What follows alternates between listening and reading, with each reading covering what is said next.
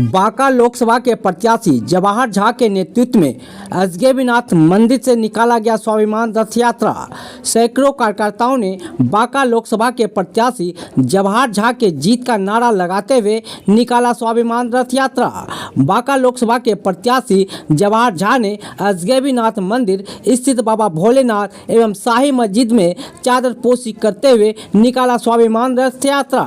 भागलपुर सुल्तान के अजगैबीनाथ धाम में रविवार को सुबह बांका लोकसभा के प्रत्याशी जवाहर झा के नेतृत्व में स्वाभिमान रथ यात्रा निकाला गया। इस दौरान बांका लोकसभा के प्रत्याशी जवाहर झा ने सैकड़ों कार्यकर्ताओं के साथ अजगैबीनाथ धाम पहुंचकर उत्तरवाहिनी गंगा घाट में पूजा अर्चना करते हुए अजगैबीनाथ मंदिर में स्थित बाबा भोलेनाथ के शिवलिंग में रुद्राभिषेक करते हुए बांका लोकसभा चुनाव में जीत की कामना कर स्वाभिमान रथ यात्रा निकाला गया। साथ ही बांका लोकसभा के प्रत्याशी जवाहर झा ने शाही मस्जिद में भी पहुंचकर चादर पोशी करते हुए बांका लोकसभा चुनाव में जीत के लिए कामना किए। इस दौरान बांका लोकसभा के प्रत्याशी जवाहर झा ने मीडिया को बताया कि बांका लोकसभा में गंदी राजनीति को बचाने के लिए स्वाभिमान रथ यात्रा निकाला गया है, जो बांका लोकसभा के सभी प्रखंड में जाकर गंदी राजनीति से बचाने के लिए लोगों को जागरूक किया जाएगा और आने वाला लोकसभा चुनाव में मतदाता का साथ मिलने पर बांका लोकसभा क्षेत्र का विकास करूंगा की बात कही।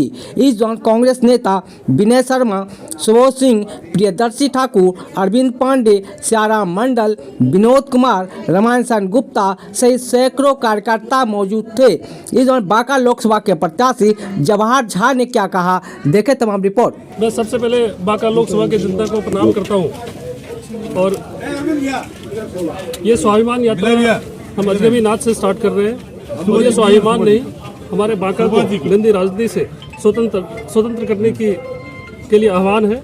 मुझे बांका को एक नया बांका, आदर्श बांका बनाना है। बांका एक ऐसा दिखे जो कि दिल्ली तक ये एक बांका मॉडल बांका बने।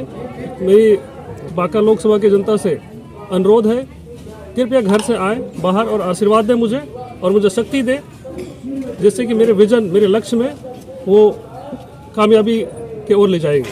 धन्यवाद। सर, स्वाभिमान यात्रा आज से शुरू कर रहे हैं, तो इसको लेकर के इसका क्या लक्ष्य है, क्या उद्देश्य के जनता को क्या संदेश दे रहे हैं? देखिए, स्वाभिमान यात्रा हम इसलिए स्टार्ट कर रहे हैं कि ताकि हम घर घर तक हम जा पाएँ, अधिक से अधिक लोगों तक जा पाएँ। इसलिए मैंने एक प्रखंड एक दिन में रखा हुआ है और मैं इस स्वाभिमान बांका में सब कुछ है, लेकिन एक स्वाभिमान की कमी है क्योंकि यहाँ पे हमेशा प्लांटेड, हमेशा वैसे गैर राजनीति से शिकार हुआ है।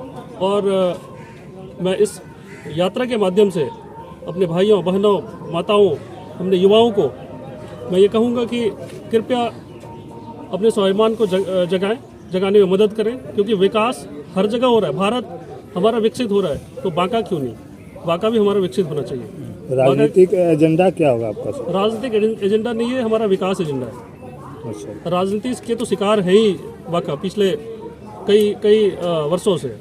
सर, आप बार बार बोल रहे हैं कि गंदी राजनीति, बांका की गंदी राजनीति, इसका क्या मतलब हुआ, ये हम जानना चाहते हैं। इसका मतलब ये हुआ कि राजनीति करके जब जो राजनीति हो रही है, जिस हिसाब से हम चुन करके अपने प्रतिनिधि को हम भेजते हैं, अपने भवन भेजते हैं, सांसद बना करके भेजते हैं, तो उनका काम क्या होता है? उनका काम ये होता है कि अपने क्षेत्र की रक्षा करना, अपने क्षेत्र में विकास करना।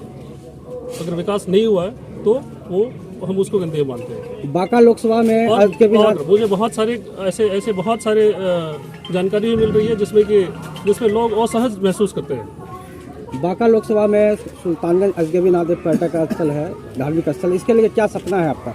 सुल्तानगंज, देखिए, हमारा अगर सुल्तानगंज एक ऐसा पवित्र स्थल है जो कि राष्ट्रीय नहीं, अंतर्राष्ट्रीय स्तर पे इस जगह की पहचान होनी चाहिए। और मुझे अगर अजगैबीनाथ ने मौका दिया तो ये भारतवर्ष में, जैसे एक तरफ हम वैष्णो देवी बोलते हैं, दूसरी तरफ उज्जैन मंदिर बोलते हैं, काशी विश्वनाथ बोलते हैं, तो अजगैबीनाथ भी बोले जाएंगे और तमाम जगहों से यहाँ लोग आएंगे, पर्यटक आएंगे और सारी सुविधाएं यहाँ होंगी।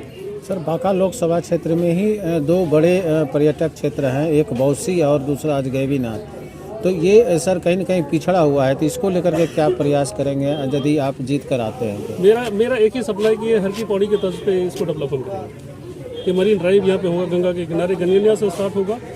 इसके लिए हम प्रयास करेंगे कि गनगनिया से स्टार्ट हो और दूसरी तरफ सुल्तानगंज जहाँ अंत हो रहा है वो गंगा के किनारे ड्राइव वे बने और हर की पौड़ी के तर्ज पे इतनी सुविधाएं यहाँ पे हो कि हमारी माताएं और बहनें ये अनकंफर्टेबल फील ना करें कि यहाँ जब गंगा नहाने आती है तो उनको जो असहज महसूस करती है उनको ऐसा नहीं हो।